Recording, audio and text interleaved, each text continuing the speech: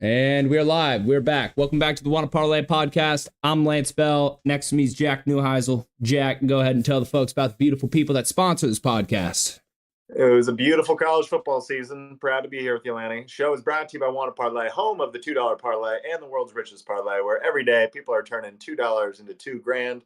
We're only one day into our one a week, but people are already making big money at Wanna Parlay. Some people that deserve some recognition. We're going to start with the pick'ems. It was actually kind of a bloody day yesterday in Wanna Parlay. It's never the case that I go peek the leaderboards. And the pick 7, nobody. Pick 6, nobody. Pick 5. Pick 4 was the only spot paying out last night, Lance. Apparently, people were tailing me on the Irish. I thought people were going to be cleaning up on Ohio State. Not the case. Pick 4, though, we got some people getting hot. Jay Gray taking home the big money. He goes home with the 250. And then some friends of the show, Dial Picks, and our guy, One Mad Raider, David Smerling, coming in second and third, respectively. The heavy hitters, Parlay Royale, no takers. Joe Bags had some good stuff out there last night. Gums up one short. You hate to see it. The main event, we only have one person claim a spot on the prize right now, currently gunning for that $2,000. Gantanucci makes it on the leaderboard with a totally respectable 12-pointer to get things started. Well done, Nucci. That will not make you money at the end of the week. You got a ways to go. It's not going to win you 2K around here. Totally respectable isn't going to quite get it done. So that's great news to the rest of us. Contest is still wide open. Nucci, good news is you're going to make some amount of money on that. I just promise you it's not going to be the 2K. And I know this weekend it's going to be hitting up with the NFL games. So 2K very much still up for grabs for all you listening. If you get a chance, get over to Wanna Parlay and get busy. I'd be putting 10 in plus. Get yourself a chance of this. It's $2 to swing for 2K. Why the heck wouldn't you? And more often than not, even when you shoot for the moon and lands amongst the stars, Lance, you end up making some money. So life's good to be good. We are excited to have on our boy Harry later today. Lance has got his buddy coming on to talk about the national championship. We had a couple cancellations and some people like Viviana just not taking me seriously, which you hate to see, but it is what it is. Stoked on Harry. And then quickly before we get on with the podcast, reminder on the Drop Takeover this February 10th at Little Joe's in Chicago. Wanna Parlay will be on the house with KG Art and Bob, as will the good folks of El Bandito Tequila. Very much looking forward to that. Again, that is February 10th. It's going on 4 p.m. to 2 a.m. Hoping we can get there, party with you guys. And Lance, unless Harry's ready to go, we got accountability to do, which I'm sure you're just all too excited about. Ah, man, Jack, that was a crazy national championship. I was not correct. You weren't correct. I don't think anyone was correct. This game really just went back and forth all over the place because it was smelling like Notre Dame on that first drive. Looked great, but I do argue I don't think that you should have run Riley Leonard like that on the first drive because you got a whole game to play after, and he's just getting abused back there. But it was 7-0, and I was a little worried. Jack. But going into accountability hour, talking about the bets that we had, Ohio State minus 8.5, the whale bet. It was in the parlay and it was a straight bet. That was a whale. Obviously, that hit with the field goal there at the end. Jeremiah Smith, your jersey's been ordered. It's on its way. In other legs of the parlay, Jeremiah Smith touchdown. He had that one in the second quarter, that fake end around, which I was just I was ecstatic. What a play call. That was just good stuff. It's the thing of beauty. It's the same play call Sark called that basically gets him the Texas job. So conversation to be had later. But what job does that get Chip Kelly? We'll see. And then Jeremiah Smith over yards, which actually, I mean, that final catch was just massive. And then the sneaky Hurricanes money line, little NHL action, little lock. One in OT, a little sketch. Didn't watch the game at all, I can promise you that. But Hurricanes pull through. So 4-0 parlay hits, the bet hits. Great day for me yesterday. Jack, go ahead. Good to be good, Lance. Was happy for you on the Hurricanes, especially because holy smokes, it's always the sweetener, isn't it, that goes and fucks you up. So that would have been brutal. I was on the Notre Dame side. We can get more into it when we have Harry on the show, but I actually think my first and fourth quarter is how I saw that game going. The second and third quarter, I think, is the game you saw coming. And just ended up being enough. We get the missed kick from Jeter. We get the big shot. on the third down that clinches the game. And unfortunately, it just goes to 1st and goal, and they end up kicking the field goal. We couldn't ice it with one more first down and make me some money. So Notre Dame plays 8.5. That's dead. Thanks for the field goal. Absolutely sucks. Under 45.5. Got busy there. Just started getting busy. Literally, I think Ohio State was 4 for 4 in their opening series, going to points. First 3 going for a touchdown. So, yeah, 45.5 did not stand much of a chance. Although I'll tell you what, halfway through the second quarter, with how quickly the clock was running, with just the long drives that were being sustained, I thought there was a chance if we could just buck up and have some defensive stands, I had a chance. But nope. Big, loud fourth quarter, no chance. Ends up being 57 points. Jordan Faison over 33.5 yards receiving. Twice I've been burned on this bet. This absolutely sucks. He had 1 catch for 6 yards and also fucked around and threw a touchdown pass. Biggest indictment, biggest criticism I have of the Notre Dame approach last night is Jordan Faison getting 1 catch for 6 yards. Seemed to be the only guy outside of Greathouse that could do anything after catch. Mitch Jeter over 5.5 points. God, I'm just wearing this all on the chin. This fucking sucks. Mitch Jeter over 5.5 points. Guy had 1 point. Through fantasy football, he would have had negative points. Misses the field goal. Big loud clank. One of the louder fucking doinks I've ever heard in my life, which was just the insult to injury. Do not criticize at all kicking the field goal there. They were down 16. I know you're going from having to stop them once to having to stop them twice, but you're trying to lock in those 2-point conversions. There's no guarantee on the 2 possessions even there. So no regrets on attempting the kick. Bummer we didn't pull it off. And then Emeka Mbuka, the one fucking Ohio State bet I put on the card. Of course it hits over 58.5 yards receiving. Had 6 catches for 64. Also had 1 rush of 13, worth mentioning. So saw that one coming correctly. And then my sweetener. You guys come for me for college basketball locks, and actually I'm clipping off college basketball left and right. So excited to enter this new season. Maybe I'll have a little bit more luck. Montana's minus 4.5 versus Idaho. I win by 5. I cover by the number. So feeling delicious. Hey, good teams win, great teams cover. Yeah, going back to your point about the field goal, I didn't disagree with it either. You're in fourth and long in the red zone. I promise they have no play call in their playbook that's getting by that Ohio State defense. So I think, kick the 3 and you give yourself you have to stop them twice, but you also give the opportunity of the break if they get down in field goal range to keep it a 2-possession game. Yep. Because they were moving the ball. Here was my roadmap, Lance, for Notre Dame to win that game. Going back to our conversation with Joe Bags yesterday, and I went and just combed their season, tried to find who kind of Notre Dame fit the profile of, and teams that gave them Ohio State just some kind of problems this year, just to come up with how I saw us getting a great national championship game. Number 1 was timely turnovers. They actually did end up getting 2 turnovers. One of them extremely timely because the game was going to be iced right there. They get the fumble, end up taking that down, and that's the one that clanks off. We missed the field goal. Commit to run stopping. I think they did. It just, holy shit, Junkins. Grown man football last night. Memories of all the great Alabama running backs in these games where it's just like, doesn't matter the amount of bodies. It wasn't a scheme issue. You can't tackle that guy one-on-one. It just ain't happening.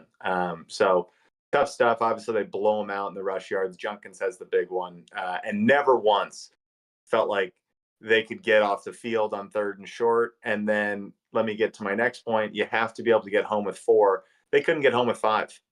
No. Even with pressures, Will Howard was never a problem. And even when he was, they were pretty damn sustained on their blocks. And so seams emerged. And Will Howard, another one of my shitty picks on the under on his rushing numbers, it had fucking 58 yards. So good to be good. There you go. So you fail on that one. No missed field goals. I wanted 100% in the red zone. Fuck that up. Mitch Jeter, god dang it. What kind of game are the refs going to give us? Timely holding call there against Notre Dame early in the second drive. They got it was going to be 3rd and 2, ends up going to 2nd and 25, stalls, and then it goes to 14-7 just like that. So clearly didn't get that game. It wasn't ever going to be the formula.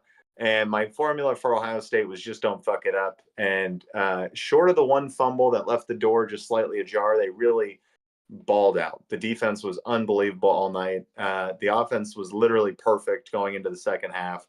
Will Howard just got himself some money. I didn't know if he was a draft prospect coming into the year. I thought he was a fifth rounder coming into the playoffs, and then he just went through the gauntlet and looked great against every single one of those defenses. I see that guy being a third round pick all of a sudden. It's going to be interesting to see who emerges between him, Kyle McCord, Jackson Dart, that kind of group of once we get through the Shador Cam Ward class, who does it go to next? But good for him. Chip Kelly made no sense to me. I guess it made a ton of sense to me, but he left UCLA's head coaching job to be the offensive coordinator at Ohio State. It's going to be one of the great career decisions he's ever made. I'd imagine soon we're going to be hearing his name as the offensive coordinator of an NFL team. And soon after, I would imagine in the coming seasons, back to taking basically whatever job he wants. So good to be good for Chip Kelly. Wow. You unpacked a lot there. There's a lot of people that are happy, and there's a lot of people that are punching the air right now. And one of those people punching the air, wait, hold on. KG Little Joe's in the chat. There he is. I almost didn't log on today. Didn't want to hear Lance's Ohio State nonsense. I lost every pick except a Notre Dame first to score. And you did hit that one. That one was, hey, KG, I was wrong about the game. Now, maybe the second and third quarter, I could say I was right, but no, I was wrong. Notre Dame fought and they hung in there, and I honestly should have lost the bet. I should have lost the 8. I actually got it at 9. Listen to this. I got it at 9, and 10 minutes later, the guy in my alley, he changed it to 8 within 10 minutes. I'm like, man, that is just brutal. Like, I lose out on a whole, and like 9, and then it ended up being a big deal, but that field goal solidified it. But yeah, Ohio State's damn good. Will Howard, that was as good a football as you could play. He was perfect in the first half, and I should say more perfect. Like the first half, he was, I think, 14 for 14. He was something. Yeah. He was just playing catch. Even when there was pressure in his face and he threw that out route to Mbuk, like he was playing catch. Yeah. And Ballard even kept saying on the broadcast how many completions in a row he was rattling off. I mean, it was, as a guy rooting for Notre Dame, it was exhausting because he just kept feeling like, okay, let's get off the field. And bringing 5 guys, couldn't get pressure. Will Howard, great job navigating the pocket. Don't have to be supremely mobile. You just have to be mobile within the pocket and be able to slide and buy the extra second, which is usually what all it takes. And and not a huge loss last night in terms of where they stand going forward for Notre Dame. No, I don't think, Lance. I think Al Golden apparently going to take the Bengals defensive coordinator job. So big win for Al Golden, Notre Dame's defensive coordinator there. Marcus Freeman, unbelievable year, has just put himself in the stratosphere of some of the best young coaches in the game. He's going to get a lot of money. Being called college football Sean McVay right now. Already signed his extension with Notre Dame, so great stuff there. Riley Leonard, you wanted to see more from the passing stuff, but enough of that rushing stuff. When and you're watching it the day after you watch Josh Allen and what he's able to do with his legs, I think Riley Leonard gets himself a chance in the NFL. I think he's a late round draft pick. He probably has to do it from being a backup and doing that. Joe Bag's a little harsh on him, but I actually think okay there. And then if you look at Notre Dame, they return every meaningful player just about, short of a offensive lineman, defensive lineman here and there, which they'll replenish, and obviously Riley Leonard at quarterback. But both running backs, every meaningful receiver you'd want to see, both corners, or two of the 3 corners that were playing a ton, tons of guys. So I think Notre Dame sets up very well, and their path to the playoff, given obviously they can't get one of the byes as it currently stands. We've given the conference exemptions, but their path to the playoff without having to play a conference championship game and getting to play their independent schedule, it sets up again for them. So it'll be interesting to see who ends up playing quarterback for them next year. If they like the backup who played good minutes against Penn State, or they try to get busy and go find some guy, or I know they've got the freshman coming in who's a good player, but obviously the takeaway is when you get back here next year, as good as Riley Leonard was, you're going to have to score more points. The pathway there to try to win that game under the 45.5, you're going to have to score more points. There's just too much talent with the transfer portal and the NIL budgets of the Big Ten and now chasing them SEC. That's just the facts of the matter. So it's going to be fascinating to see offensively if they change kind of their dynamic at all, and then who the hell is playing quarterback for them. But I think absolutely they're looking like they're going back to the playoff next year. So Notre Dame in good shape. Congrats on the season. Ohio State clearly the best team. And now it's an interesting spot, Lance, where does the Midwest just own football now? Dude, I don't know. All I know is that the Big Ten right now can confidently say they're the best conference in football. But, why not? Yeah, you think about the teams that made the playoff, how many came from that Big Ten footprint? Big Ten gets 4 teams, then add Notre Dame to that party, there's 5. So, 5 of the 12 are coming from Midwest. If you go through the championships, Lance, D1 all the way to D3 and FCS and subdivisions and all this, all 5 champions were Midwest schools. All are coming from the Dakotas, and obviously Michigan wins the national championship last year. So now it's interesting. All these Big Ten schools, for the most part, especially the blue bloods of them, have so much money, it's sick. So now it's an unfair fight for a lot of teams across the country. I'm proud SMU can withstand their own at this table and possibly get a chance to continue to be competitive. But holy shit, you got to feel bad for a lot of schools out there, because it's not like Alabama, who's owned football forever. They do not have this alumni base. No. They do not have the ability. SC just ramped it up to 20 million because that's what Ohio State just paid to win their national championship. So that's the standard going forward, is 20 mil. Yeah, 20 mil looks like the golden line. So I want to unpack a couple things you just talked about. So you talked about Chip Kelly, offensive coordinator at NFL. Do you think you'd want to go back to the NFL again?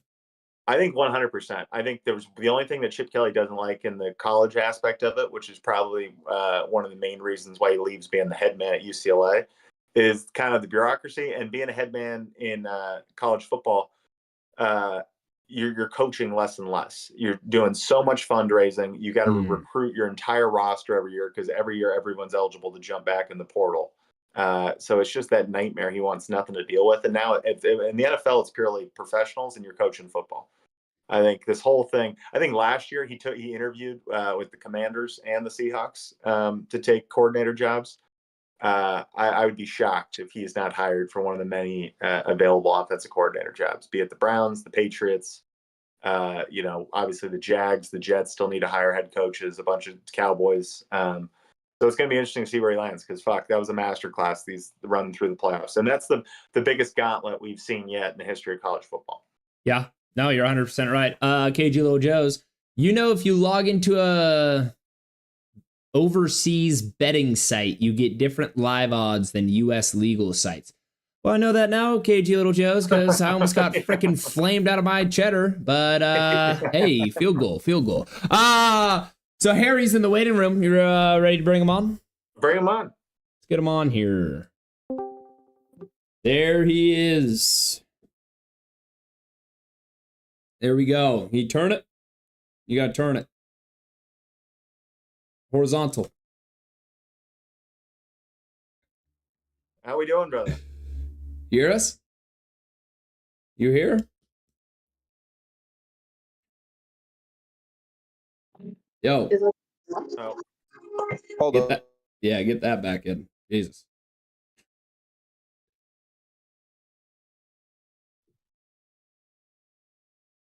What's up? AirPod not working? You're like on mute. The AirPod. All right. Well, to give you some background on Harry, this is a U of A Tucson friend of mine. And he's a degenerate gambler. I know he bets more than anyone I know. So I was like, hey, we got a little opening. Let's bring him on. Yeah. I hope he looks somewhat of what I've spoken him up to be. Just an absolute legend. I got to know if Harry made money last night or not. I know. I'm trying. We're just walking down the longest hallway of all time. Harry! Well, we don't get Harry. We'll circle back and get him Thursday for sure. Because to hear any degenerate gambler is a friend of mine, because you're fighting up the same hill. Let's go.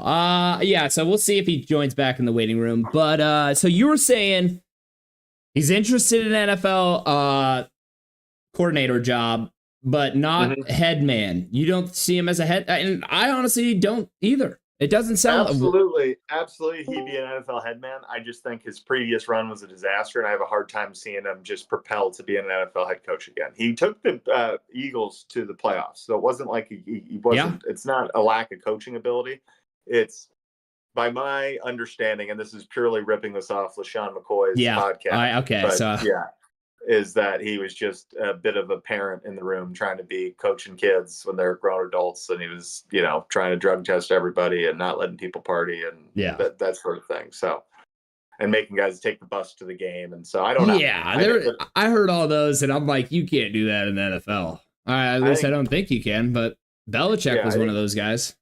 I think Chip just enjoys the whiteboard. I think he wants to go call offense and design plays, and you can make $4.5 million doing that as a coordinator in the NFL. So rock and roll. No, 100%, and it's a good life. Compared, I mean, he doesn't like to go recruit. He never liked to shake hands and meet new people. He just wants to sit in his little dojo and cook up his plays. You guys hear me now? Yeah, we can hear you now. Oh, I hear you great. There he is. Oh. Wow. Turn your camera horizontal. Unlock your. There we go. Look at him. Wait, what? Who are you working for? Who we need to shout out here? No one. Busy sites. Hey, there we go. So Harry, first, talk to me about last night. You win or did you lose? Oh, we won big. Oh, tell me about it. We won massively, actually. Tell me about it. Were you riding Buckeye Nation then? Are you one of the guys that benefited from that fucking field goal? Yeah. I actually was. Yeah. I had 9.5, 6.5, and 2.5. Oh wow! So you're in. And that the Jeremiah Smith late in the game massive bomb for no reason also made me about $200. So we're happy about that. Okay. It's good to be good. I that like takes him to the 88. That was his number, wasn't it? He ends up going over 81.5 or whatever it was. Yeah. Yeah. That was a prayer. Well, I'm the dumbass that was all over Notre Dame. So the only money I won was on Egbuka last night. That was it. Yeah. Well. Tough stuff. Tough stuff. So you also had MMA a couple of days ago, and we're not big. We don't know much about MMA, but I just want to hear, how did you do? Because some of the picks you sent me fucking stunk, but some of them were good. Dude, Peyton Talbot really sold most of my parlays. I mean, I think he was minus 1,200 favorite, and he lost. Absolutely got his ass kicked. Wow, that's got to be the worst. I had him by knockout in like 2 parlays. I also thought Yuri Prohashka's chin was just glass after being knocked out by Pereira twice. So that didn't go great for me either. A main event falling out was kind of stupid, but like unbelievably free money. Yeah, who was that guy that I took by submission? I'm not sure. Who did you take by submission? He's one of those like long Russian weird Eastern. The main event, the guy. Who's the guy? Islam Makhachev. There we go. Yeah, I took that guy. There you go. Okay, let's start moving back to sports that I know. So how'd you do in the NFL playoffs? How were you? I know you're a Raiders fan, so you really don't need to pay attention this time of the year. We don't have to touch on that. But so how'd you do? Were you on the right sides? Were you a little backwards? Walk me through what you went through. I was okay until the Ravens lost. So you were on Ravens too. Yeah. Yeah. I thought Ravens were taking the Super Bowl this year. Oh. Until Josh Allen. But, I blame it more on Mark Andrews being a little bitch and forgetting how to hold on to the ball. Yeah. Yeah. That hurts. Hey, so what are you thinking this weekend for NFL? I don't know lines off the top of my head, so you got to kind of just give me. I got you covered. It's 5.5 for the Eagles Commanders, and it's 2.5 for Chiefs Bills. Wow. I think I'm going to go double underdog here. I think Jaden Daniels is the truth. I think he gets it done. I don't think they stop Saquon Barkley. I still think he rushes for over 150 and 2 touchdowns. But I think the Commanders get it done, and we have a Commanders-Bills Super Bowl. You think Commanders Bills? Yeah, that's what I'm going with. The problem with it is I just don't see that. Like, the Commanders probably can match the Eagles offensively with Saquon and all they got going on, you would think. But that Eagles defense is so freaking good, man. Commanders so just lost good. a guard as well. Just lost Cosme, the highest paid guard in the league. Did his knee out for the rest of it. Yeah, it's not great. But you just hate. Yeah, that's the worst. Because Philly's front, because I was a Commanders guy too until I heard that news, and I'm just thinking about Philly's front and thinking about Nolan Smith and these guys run around. Now they got a little banged up too against the Rams, so maybe got to go through there. But it's also super wet and slick. The ice. I mean, that's what it's going to be in Philly. I can almost guarantee that. Yeah, I think advantage Jaden Daniels in space there though. Really? I think that's a tough downhill tackle. I guess you're right if I think about it like that. I was thinking more advantage for the ground and pound on the other side with the Eagles. Oh, no kidding. Their offensive line's a joke. Yeah. You got the 2 best tackles in the sport right now. They're damn good. Yeah. Makes it hard. Yeah. Like when Saquon, this was kind of a Derrick Henry stat too, but when Saquon's not getting touched on average for 1.5 yards down the field, like what do you do with that? It's like, just, that's brutal. I mean, here we go. KG Little Joe's in the chat. Don't forget Hurts' knee isn't 100%, so his running capabilities will be sidetracked a bit. I'm all in on the Commanders. So, Harry, you got someone in the chat right now that absolutely loves your Commander side. Walk me through walk me through what you think. You think the Bills beat the Chiefs not only once, but twice this year, don't lose the revenge factor, and make it through the AFC Championship? On the road at Arrowhead? Fuck, dude, it's mostly emotion going into this one. I mean, it's one of the Raiders' biggest rivals. I live with a Chiefs fan. It's pretty terrible, just to say the least.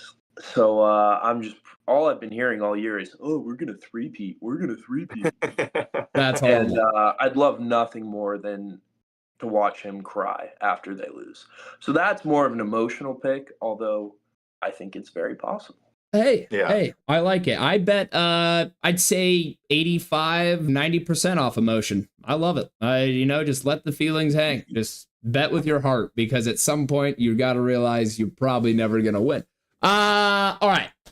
Tonight, feed me 1 to 3 locks. 1 to 3 locks tonight. I mean, I love the puck line. Yep. So all mine are going to be hockey for tonight, but I'm going Panthers -1.5 against the Ducks. Hey, those are my Ducks, you sack of shit. All right, I'm on it. Yeah, and they fucking suck, dude. They're terrible. Hey, give us a couple years. All right.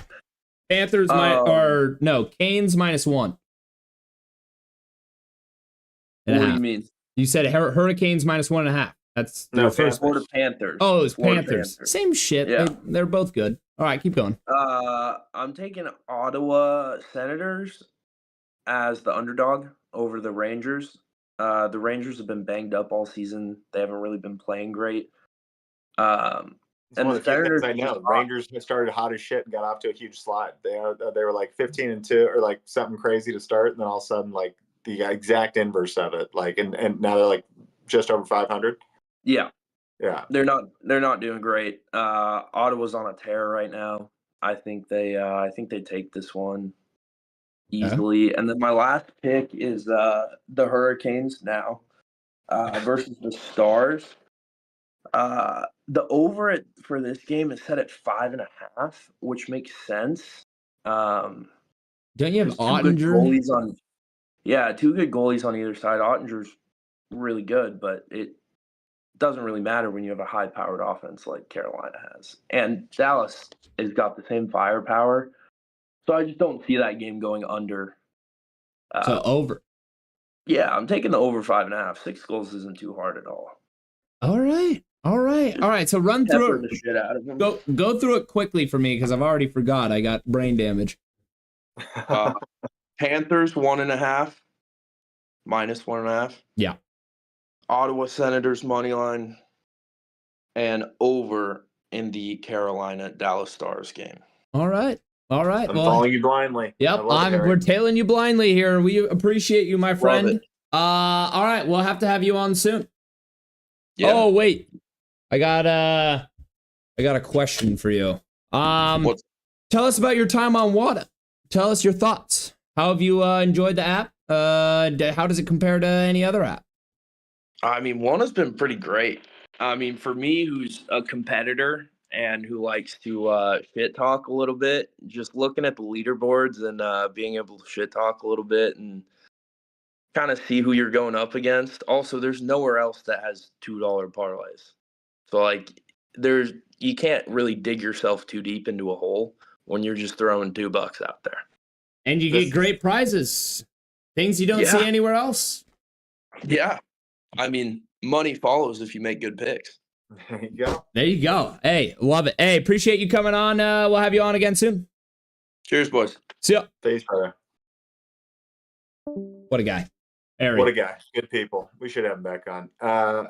He gave good picks. I'm actually gonna I thought the same thing. I was like, you know, I am gonna tail blindly tonight. Why not? Not full units. Who's in the weeds. He's got models and shit going and telling him what to do. I like it. I like it a lot. And now we got our picks. You got something you're excited about? Yeah, I'm gonna go on through. I know you're the college basketball guy, but I spent a little time in Tucson, so I want to give my Wildcats some love. Arizona -8.5 at Oklahoma State, and now why I'm doing this because I just saw Arizona lose on the road last game by 15, I think, like an ass whooping. And when I've seen them the other times in this spot, they've come out and kicked ass, just absolutely destroyed. And I don't think Oklahoma State, or personally, I haven't seen anything or any reason to believe they should overcome Arizona. So give me the Cats, bear down. And now I got this is separate too. Separate game line, NBA, Knicks -11.5 at Nets. Don't overthink it. Crosstown rivalry. This is the Knicks all day. All right. Parlay. Jalen Brunson over 25.5 points. That's in that Nets-Knicks game. Karl Anthony Towns over 12.5 rebounds as well in the same game. Magic -1.5 at Raptors. Banchero over 4.5 assists. Rui over 12.5 points. LeBron James over 8.5 assists. And Anthony Davis over 13.5 rebounds. Now, I'm a little skeptical. On the end of my parlay. Listen to me, because if it is an ass whooping, Lakers versus Wizards, if it is an ass whooping, they might get benched early. But these teams in the NBA, no matter who they are, have always hang in there with the Lakers. So I have a feeling that the starters are gonna play till at least midway through the fourth.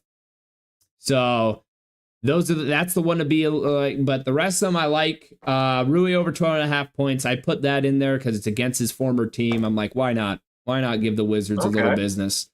And there we go. Those are my picks. Tell me your thoughts and then go through yours. Yeah. First, I'll start on the college basketball pick. I love it. Arizona's a team that's actually kind of fucked up their resume for March. They need to start winning and kind of winning impressively. Thankfully, their schedule gives them an opportunity to do that. The Big 12, which in this whole conference realignment thing, kind of doubled down on basketball a little bit, bringing all these schools in with the Arizonas. So it'll be interesting because, they've certainly been disappointing today, but I love your spot right there. Oklahoma State's been terrible, have been for the last couple of years, and this year especially. Bad team. Your parlay, I don't want to bang it up too much. Rui has been in trade rumors recently with LaMelo Ball and some other people. He's been the guy kind of been talked about to be shopped. So honestly, as much as I could argue that's a negative, I could argue it's a positive. He's got to demonstrate his own value and go get his, and he gets favorable matchups tonight. So I dig it. LeBron James is always going to get this over. Love that. Tack it on to everything. And then Anthony Davis, you'll know in the first quarter how engaged is Anthony Davis tonight and what kind of guy. And he's kind of been putting together a really nice year here. And the Lakers do, I will say, relative to last year's where, even though we've been fighting for a 7 seed, these dog days of the season, we have totally shit the bed, and we feel like we're way more engaged this year. There's been tons of examples against that, but I think, over 500, we haven't let ourselves dip to go down to like an 11 seed and had to get on a run. I actually think I like Lakers plays, particularly props, because obviously their lines always suck, the Lakers themselves. So there you go. My picks. Going all college hoops here because it's the only thing I know, and I love all three of these. First, Alabama -12 versus Vanderbilt. Bama, we were on the right side against them last week when Ole Miss went into Bama and beat them. They bounced back off that loss and went on to score 102 points on a road win against Kentucky. So I think they've just gotten right, and they're shooting the hell out of it. And they're playing a Vanderbilt team that I think is a smidge overrated in the SEC. And also a little bit of a payback game, because remember, Vandy beat Alabama in football and rubbed their nose in it a little bit. So I'd like to think the Alabama fans will be rolling tonight, and Alabama wins that and covers it easily. Texas -2 versus Missouri. Missouri's a good team, but this Texas team is interesting. I think they got a chance to get hot and be really good. Trey Johnson is that guy. Lantz is freshman. He's a 6'6" kid. He's averaging 18.6 a game, regularly dropping like 26. Absolute freak. And then I'm playing kind of this stupid narrative that smart guys would tell me is just stupid. But Lance, Texas lost their home opener against Ohio State, and then they've lost their two big home opportunities since. They got Tennessee at home. They lost by 4, and they got beat by Auburn pretty bad. So I'm thinking the fans are going to be rocking tonight. We're playing a good Missouri team, and I think this is one they actually go on to win, and I win comfortably. I could actually see them kind of blowing it out tonight. Texas getting after it, having a big-time game. Also, something to know, public is huge on Missouri on that one, so even more reason to be excited about Texas. And another one the public's huge on is on Louisville, which is just a great reason tonight. I actually love betting SMU basketball when they're playing at home. When they're playing at home, we got a chance. So first real Moody Madness game of the year, given that we were in the football playoff, all the attention was there, and then the students have been off campus. So we're getting their first real Moody Madness game of the year. The Ponies are hot as hell, come off 2 back-to-back road wins, Lance, and they just scored 117 on the road at Miami, which is the most they've scored since 1987. 117. It was crazy. And I also like Boopy Miller. You're going to find him in every sports book is Kevin Miller. Goes by Boopy, but Kevin Miller over 16.5 points tonight in that win, so you can parlay all that together and make yourself some money. Wow. Boopy. Give me Boopy. Why not? I've never... Not once heard of that man, but that's a great name or nickname. Boopy Miller, man. He just walked off Virginia on the road with a buzzer beater 3.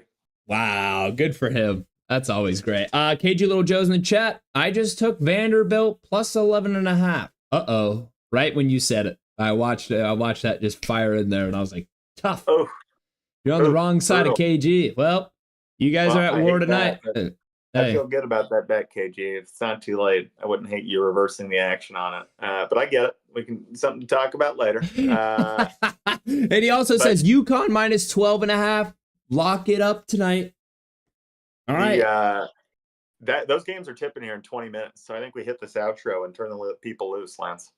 Yes, sir. All right. Go ahead.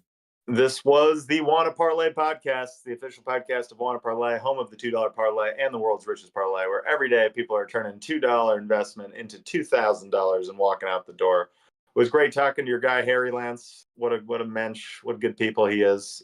He had his hockey bets, which Lance and I both agreed we're going to go ahead and tail those. We had Canes, we had Senators, and we had the over in that Stars game. So all stuff to like right there. We had some other people worth praising this weekend, in addition to Harry, who had very nice things to say about Wanna Parlay, by the way. You love to hear that. Jay Gray making some money, dialed picks, of course, because that's what he does, as well as our man, One Mad Raider. I still believe in the dream. David, you're going to catch that guy. I can see it for you. Gatnucci leading the way on the main event with a very respectable 12-pointer, but as we pointed out, respectable ain't going to cut it. Going to win him some money, but it's not going to win him that $2,000. It's going to be one of you. Go get some parlays out there and have some fun. This has been the Wanna Parlay podcast. We'll be back on Thursday doing the same thing, talking NFL slate for the weekend and some other college picks probably for Thursday night college hoops. Yes, sir. All right. Appreciate everyone tuning in. We'll be back Thursday, 3 p.m. Pacific. at 6 p.m. Eastern time. Yeah. All right. We salute. See ya.